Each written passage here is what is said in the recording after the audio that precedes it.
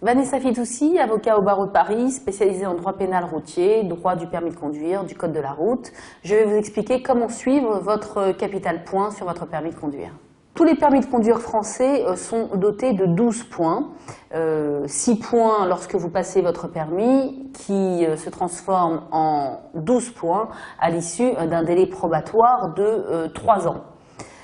Lorsque vous avez vos 12 points, vous avez une possibilité d'avoir une vision sur le suivi de ces points de deux manières. Alors la première manière, c'est une démarche volontaire qui consiste à aller relever vous-même vos points, essentiellement par Internet. Le problème d'Internet, c'est qu'il faut avoir un code d'accès et que ce code d'accès vous est donné personnellement par la préfecture.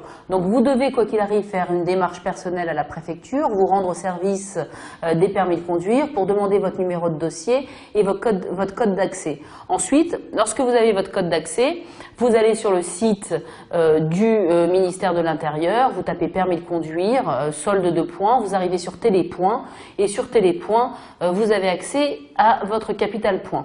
Mais vous n'aurez pas accès à l'historique de vos infractions.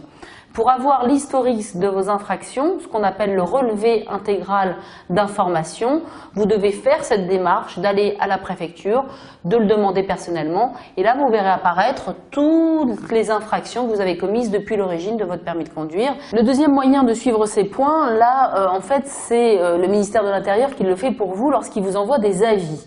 Alors vous recevez des lettres, des avis référencés 48, 48C, ou 48 SI lorsque le capital de points est à 0. Ces avis vous donnent une situation de votre permis de conduire à la suite d'une infraction et c'est ce qu'on appelle l'information sur la perte de points.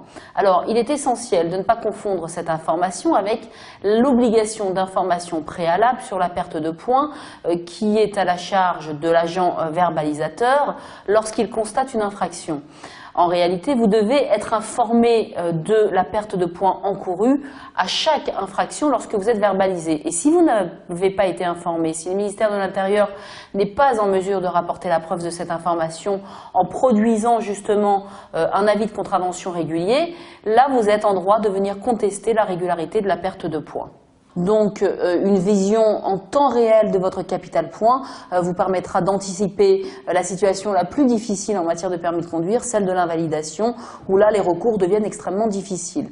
Donc ne pas hésiter à aller consulter votre relevé intégral d'information, vous tenir informé, suivre régulièrement sur Internet votre capital points et réagir en temps utile, faire des stages et éventuellement contester lorsque il est possible de contester auprès d'un avocat spécialiste. Voilà, vous savez comment réagir pour suivre votre capital points et être réactif en cas de permis en danger.